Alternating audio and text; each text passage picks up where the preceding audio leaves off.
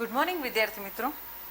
મધ્યકાલીન ગુજરાતી સાહિત્યમાં જે એની ઘડનારા પ્રેરક પોષક પરિબળો હતા એ મુદ્દાની ચર્ચા પછી આપણે વાત કરીએ મધ્યકાલીન ગુજરાતી સાહિત્યની વિશેષતાઓ અને એની મર્યાદાઓની, અથવા તો એમ પણ કહી શકાય કે મધ્યકાલીન ગુજરાતી સાહિત્યની લાક્ષણિકતાઓ અને એની વિગતો વિશેષ જણાવો. તો પ્રત્યેક વસ્તુને પોતાની આગવી લાક્ષણિકતા હોય છે ને એ રીતે જોઈએ તો સાહિત્યને પણ પોતાની આગવી લાક્ષણિકતા હોય છે. આ લાક્ષણિકતાઓને આધારે તેને આપણે સાહિત્યને વધુને વધુ સારી રીતે જાણી શકાય છે અને મધ્યકાલીન ગુજરાતી સાહિત્યને પણ પોતાની આગવી લાક્ષણિકતા છે. આપણે આ લાક્ષણિકતાઓને આમ ટૂંકમાં એનો પરિચય જોઈએ તો સૌથી પહેલાં મધ્યકાલીન ગુજરાતી સાહિત્યની લાક્ષણિકતાઓમાં આવે કે મુખ્યત્વે પદ્ય પ્રધાન હતું. તો આ સાહિત્યની સૌ પ્રથમ લાક્ષણિકતા એ છે કે આ સાહિત્ય પદ્ય પ્રધાન હતું. પૃથ્વીચંદ્ર ચરિત અને વચનામૃત કે સત્સંહિતાની ટીકા એ જો બાદ કરીએ, એવી થોડીક રચનાને આમ અપવાદરૂપ ગણીએ તો એ ગદ્યમાં હતી અને મુખ્યત્વે વેપારીના ચોપડે ગદ્ય હતું, રોજિંદી વાતચીતમાં ગદ્ય હતું. બસ બાકી તમામ ધર્મગ્રંથો કે ટીકા ટિપ્પણી જે કંઈ મળ્યું છે એ સાહિત્ય આપણે પદ્યમાં જ મળ્યું છે. એટલે એ પ્રતિષ્ઠિત પદ્ય સાહિત્ય આપણી સાથે મધ્યકાલીન ગુજરાતી સાહિત્યનું આવે છે. બીજું, વિષય વૈવિધ્ય ઓછું હતું અને કેન્દ્ર સ્થાને ધર્મ હતો. તો અર્વાચીન ગુજરાતી સાહિત્યના મુકાબલે મધ્યકાલીન ગુજરાતી સાહિત્યનું વિષય વસ્તુ બહુ નાનું હતું અને તેમાંય કેન્દ્ર સ્થાને ધર્મ હતો.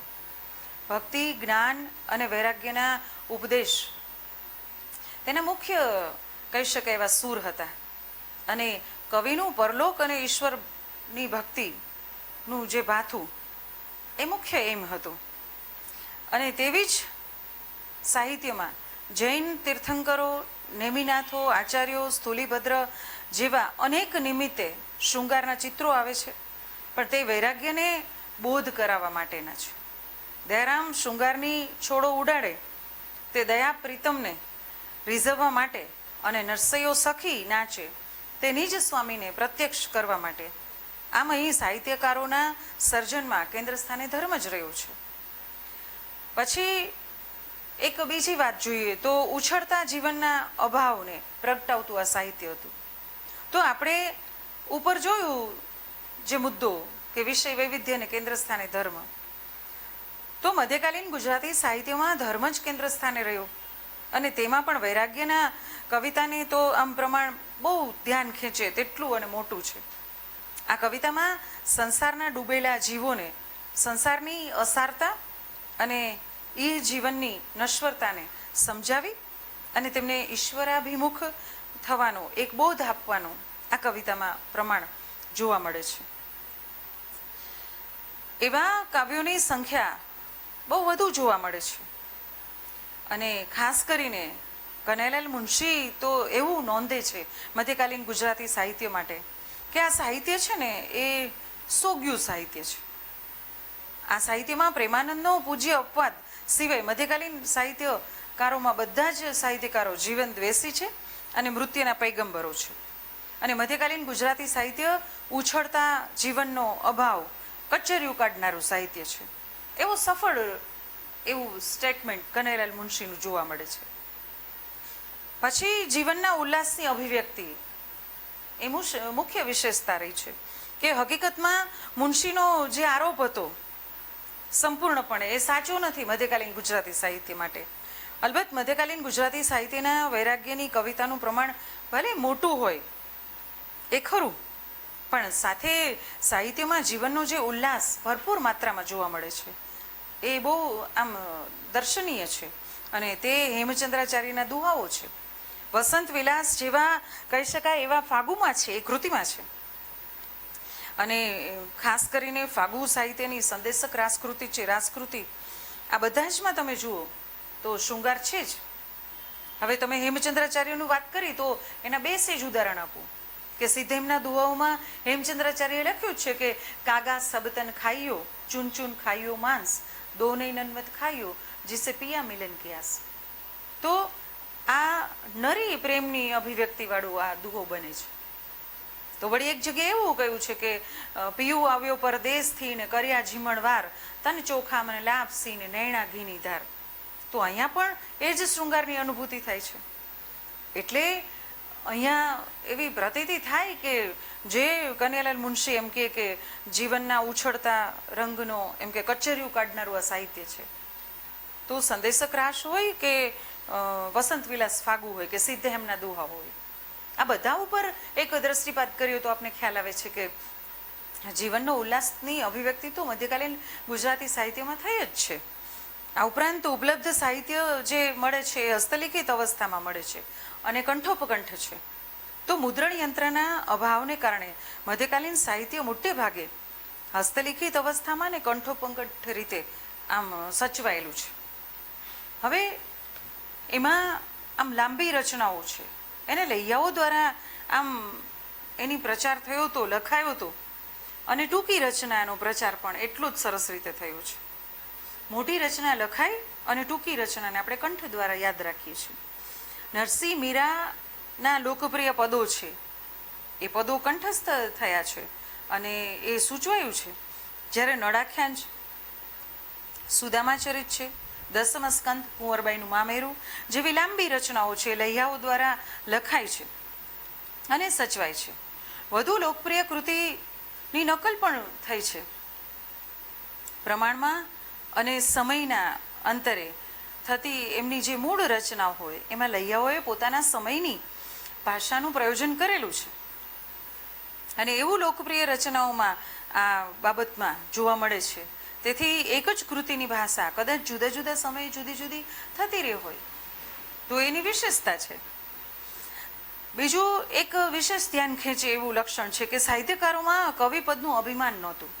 હવે મધ્યકાલીન ગુજરાતી સાહિત્યની અને સાહિત્યકારોની આ પણ એક અગત્યની લાક્ષણિકતા છે કે આ કવિઓમાં કોઈને પણ કવિપદનું અભિમાન નહોતું અને પોતાની જાતને કવિ તરીકે ઓળખાવાની પણ કોઈની તૈયારી નહોતી. દાખલા તરીકે નરસિંહ કહે છે કે ભક્ત કવિ રખે એક જાણો, જ્યારે અખો એમ કહે કે જ્ઞાનીને કવિ ન ગણશો. પ્રેમાનંદ પણ પોતાની જાતને ભટ્ટ પ્રેમાનંદ તરીકે ઓળખાવે. આમ આ કવિઓએ કવિપદનું સહેજ પણ અભિમાન રાખ્યા વગર એમણે પોતાનું કાર્ય કર્યું છે અને અભિમાન એ લોકોમાં જોવા મળતું જ નથી, કારણ કે પોતાની જાતને પ્રથમ ભક્ત માને છે. આ ઉપરાંત એક વિશેષ લક્ષણ એ પણ છે મધ્યકાલીન સાહિત્યનું કે સાહિત્યમાં સર્વ સમાન ઊંચ નીચના ભેદભાવનો અભાવ હતો. બહુ સાચી વાત છે કે મધ્યકાલીન ગુજરાતી સાહિત્યનું ખેડાણ જ્ઞાત જાત અને ઊંચ નીચના તથા સ્ત્રી પુરુષના ભેદ વગરનું હતું. એટલે હું ઘણીવાર કહું ને કે મધ્યકાલીન ગુજરાતી સાહિત્યનો તમામ સર્જક મોટાથી માંડીને નાના સુધીનો એ તમામે તમામ છે એ આપણા કરતાં આધુનિક છે, કારણ કે એમાં સ્ત્રી પુરુષના ભેદય નહોતા. અત્યારે આપણી જાતને આપણે ગમે એટલા એજ્યુકેટેડ માનીએ, વેલ એજ્યુકેટેડ બનેલા આપણે બધા, હજી આપણે એમ કહીએ છીએ કે રહેવા દે એ તારાથી નહીં થાય, તું એમ કે લેડીઝનું કામ નહીં, આપણે એમ કહીએ છીએ. પણ અહીંયા તો એ સ્ત્રી પુરુષના ભેદ વગર આખું સર્જન થયું છે અને એના હાથે બહુ સભાન રીતે આવું સર્જન જોવા મળ્યું છે. એ સમયે બ્રાહ્મણોનું વર્ચસ્વ કંઈક અંશે હતું, પરંતુ બ્રાહ્મણ અને અબ્રાહ્મણનો એ તીવ્ર ભેદ તથા કટુતા જે એમ કે અત્યારે જોવા મળે છે ત્યારે નહોતી. વેદાંતનું શ્રેષ્ઠ સાહિત્ય લખનાર અખો જ્ઞાની તો ખરો જ, પણ વેદાંતની કાફીઓમાં લખનાર એ ધીરો ભગત, એ બાપુ સાહેબ, એ મીઠા ભગત, એ રુસ્તમ, એ જેવા પારસી લેખકોએ પણ પોતાની આમ કલમ ચલાવી છે. એ અબ્દુલ રહેમાન હોય કે રતનબાઈ હોય, એ ગમે તે હોય, એ વેદાંત ઉપર કે વેદ ઉપર લખી શકતા. એટલે ગુજરાતી મધ્યકાલીન સાહિત્યની જો વિશેષતા હોય તો આ એક મહત્વની વિશેષતા છે. સમકાલીન જીવનના રંગોની રંગપૂર્ણી પણ થઈ છે. તો મને કહેવું ગમશે કે આ સાહિત્યમાં આપણને સમકાલીન સમાજની તથા સમકાલીન ઇતિહાસની દ્રષ્ટિએ જો મહત્વની વાત કરીએ તો અહીંયા આ આપને પ્રાપ્તિ મળી છે કે એ સમયના જીવનનો રંગ છે એ આપણે જોવા મળ્યો છે એમના સાહિત્યમાં. ક્યાંક માન્યતાઓ છે, ક્યાંક શુકન અપશુકનના પરિચયો થયા છે, ક્યાંક રીતિ રિવાજો છે. આપણે સમરાસ રાસુ છે કે વિમલ પ્રબંધ છે, આ જૈન કૃતિઓમાં અને ભરતેશ્વર બાહુબલી રાસમાં તો બંને ભાઈઓ વચ્ચેના યુદ્ધ થાય એ પૂર્વે કેટલાક શુકનો અપશુકનોની યાદી આપી છે. એટલે એકંદરે જોઈએ તો એ સમયના સાહિત્યમાં સમૃદ્ધ એવા શહેરોની, જ્ઞાતિઓની એવા વર્ણનો પણ જોવા મળે છે. એટલે એ સમયની નગર વ્યવસ્થા, એ સમયના લોકો, એ સમયની રાજકીય પરિસ્થિતિ, આ તમામનો સુપેરે પરિચય થાય છે. વિશિષ્ટ સાહિત્ય સ્વરૂપોની એક શૃંખલા આ સમયમાં જોવા મળે છે. એ પણ એની લાક્ષણિકતા બને છે કે અર્વાચીન ગુજરાતી સાહિત્યથી જુદા પડતા એવા વિશિષ્ટ સાહિત્ય સ્વરૂપો આપણને મધ્યકાલીન ગુજરાતી સાહિત્યમાં પ્રાપ્ત થાય છે. એમાં જૈન અને જૈનેતર સાહિત્યકારો પાસેથી આપણને રાસ, રાસુ, ફાગુ, બારમાસી, કક્કો અને પ્રબંધ, પદ્ય વાર્તા જેવા સ્વરૂપો મળે. તો આખ્યાન, ગરબો ગરબી, થાળ, ધોળ, આરતી જેવા સાહિત્ય સ્વરૂપો જૈનેતર કવિઓ પાસેથી મળે. એટલે સાહિત્ય સ્વરૂપોની શૃંખલામાં જોઈએ તો એ મુખ્યત્વે પદ્ય પ્રધાન સાહિત્ય તો હતું જ, પણ વિવિધ એવા સાહિત્ય સ્વરૂપોનો પણ આ સમયમાં આપને પરિચય થાય છે. સમગ્ર સાહિત્ય પરલક્ષી અને આત્મલક્ષિતાનો અભાવ એમાં જોવા મળે છે.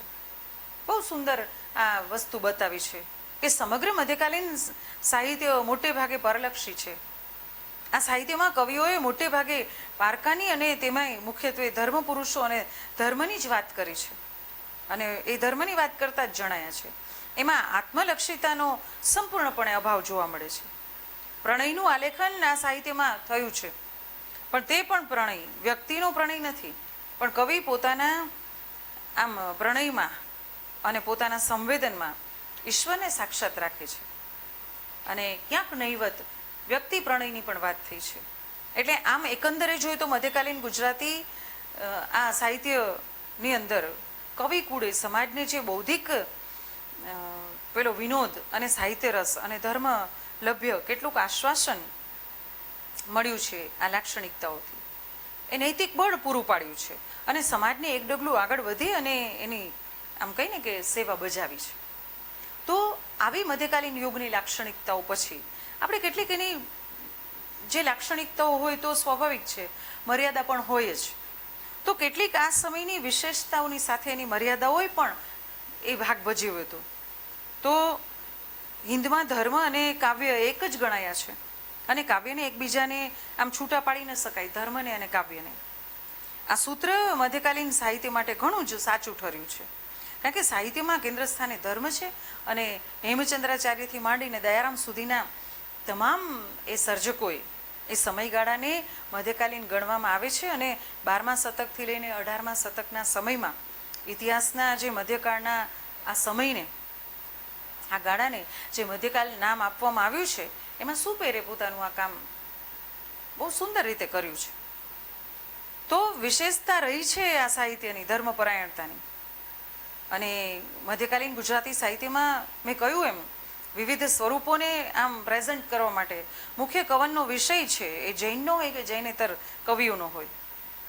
એમાં એને મહિમા ગાયો છે શક્તિનો, કૃષ્ણનો, રામનો, શિવનો. એટલે મધ્યકાલીન સાહિત્ય એ ધર્મપરાયણ તો હતું જ, પણ આ 15મું શતક ભ્રમણ યુગ હતું, 16મું શતક મંદ યુગ અને 17મું શતક સુવર્ણ યુગ. એટલે ફરી 18મું શતક પાછું મંદ યુગ આવ્યું. અને આમાં રાજકીય સ્થિતિની અસ્થિરતા વચ્ચે પણ આપણા કવિઓએ જે ધર્મની જ્યોત જલતી રાખી અને પ્રજાને જે સંજીવની આપી, એ ભારતીય સંસ્કૃતિનો પ્રાણ ધર્મ છે. તો વિવિધ સ્વરૂપોની જે વિવિધતા જોવા મળી છે, તો એ સ્વરૂપો એક રીતે જોઈએ તો એની વિશેષતા બને છે, પણ પાછી એ જ સ્વરૂપો એની મર્યાદા બને છે. અને એ મર્યાદાઓમાં વિષય પ્રવેશ સાંકડો, સીમિત અને મર્યાદિત બન્યો. એટલે આનંદ શંકર ધ્રુવ જેવા વિવેચક તો એમ કે આ સાહિત્ય છે ને એ આકરા પ્રહારો કર્યા છે. આનંદ શંકર ધ્રુવે એમ કીધું કે આપણા પ્રાચીન ગુજરાતી સાહિત્યનો પ્રદેશ સાવ સાંકડો છે. અને મુનશીએ જે આકરા પ્રહારની વાત કરી, તો એની સાથે એમને વાત કરી છે કે આ મધ્યકાલીન ગુજરાતી સાહિત્યમાં જે અવલોકન શક્તિ છે ને એ ક્ષીણ છે બધા લોકોની. એટલે ધીરો કે અખો કે ભોજો એ બધા એક જ રંગે રંગાય અને પોતાની વાત રજૂ કરે છે. એટલે આ વિશાળ રસમય વિશ્વનું પ્રતિબિંબિત ઝીલવા માટે આપણો આત્મા છે ને એ મૃતિકા જેવો અસમર્થ રહ્યો છે. એટલે આ વિવિધ ઉપલક દ્રષ્ટિએ આ સાહિત્ય સાચું લાગ્યું, પણ મધ્યકાલીન વિષય ક્ષેત્રે મર્યાદિત રાખ્યું અને ધર્મ એનો પ્રધાન વિષય બન્યો. એટલે એક એની મર્યાદા બને છે. પછી કલા તત્વનો અભાવ છે આ સાહિત્યમાં. તો આ સાહિત્યના લોકોને ધર્મ ઉપદેશ આપવાનું પ્રયોજન સાથે લખાયેલું આ સાહિત્ય. આથી કલા તત્વ પર ઓછું ધ્યાન આપવામાં આવ્યું. જૈન સાહિત્ય, સ્વામિનારાયણ સંપ્રદાયનું સાહિત્ય, કબીરપંથી સાહિત્ય, આ જે કંઈ સાહિત્ય મળે છે એમાં કલા રસનું તત્વ ઓછું છે. એટલે વિવેચકોએ 18મા શતકને દુર્બળ સાહિત્યનો આમ નિર્માલ્ય યુગ કહ્યો.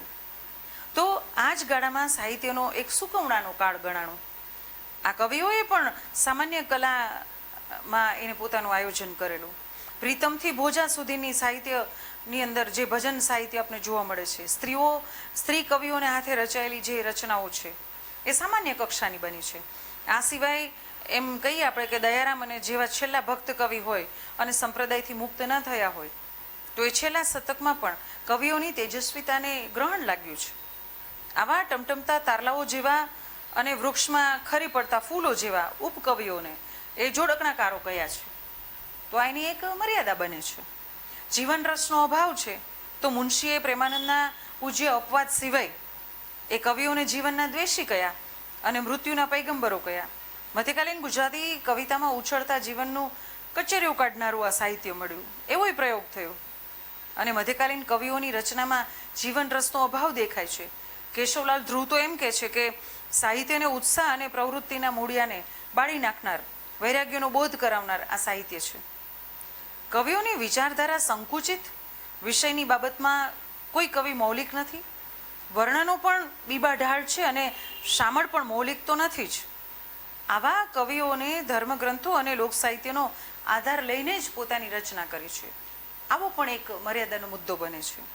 ગદ્યનો અભાવ હતો, બહુ સાચી વાત છે કે મધ્યકાલીન ગુજરાતી સાહિત્યનું ખેડાણ બહુ ઓછું થયું છે ગદ્યમાં. અને મધ્યકાલીન ગુજરાતીમાં પૃથ્વીચંદ્ર ચરિતને બાદ કરતા બોલચાલની ભાષાથી વિશેષ ગદ્યનો ક્યાંય ઉપયોગ થયો નથી. સજાનંદ અને દયારામની થોડી કૃતિઓ ગદ્યમાં મળે. આ બધી જ મર્યાદાઓ છતાંય આ સાહિત્ય તટસ્થ દ્રષ્ટિએ જો મૂલવીએ અને જોઈએ તો અનંતરાય રાવળનું વિધાન નોંધપાત્ર છે આ સાહિત્ય માટે કે પ્રથમ કક્ષાએ કવિઓ એમ તુરત પેદા થતા હશે. અલબત્ત મધ્યકાળના જે કવિઓ છે ઘણા ખરા, એ તો એ જમાનાની જવાબદારી છે. અને આ સાહિત્યને જે ઉપર છેલ્લી દ્રષ્ટિએ જોશું તો સામાન્ય થવાનો પણ આમ્રવૃક્ષની બધી જ મંજરીઓ છે એ પરિપક્વ થઈને આમ્રફળ નથી બનતી. તેવી જ રીતે બધા જ કવિઓ ઉત્તમ કક્ષાના નથી થઈ શકતા. સાગરને બહારથી જોઈએ ને તો તેમાં માત્ર ધીર ગંભીરતા અને ઘૂઘવાટ અને એનો ખારાશ જ આપને દેખાશે, પરંતુ ઊંડાણમાં જઈએ ને તો જ તેની સમૃદ્ધિ મળશે. એટલે આમ મધ્યકાલીન કવિઓને અને એની રચનાઓને ફરી આપણે જોઈએ આમ ઊંડાણપૂર્વક તો ભલે જીવનનો ઉલ્લાસ પણ છે, જીવનનો આનંદ પણ છે અને સંસારની વિરક્તિ થઈ અને પછી આસક્તિમાં પણ રાખ્યા છે. એટલે જીવન જીવવાની, ઈશ્વરની તરફ જવાની આ બધા જ માર્ગોને આપણે બતાવી અને સંસાર સરિતાને તપ અને સંયમિતની પાળ બાંધી દીધી છે આ સાહિત્યએ.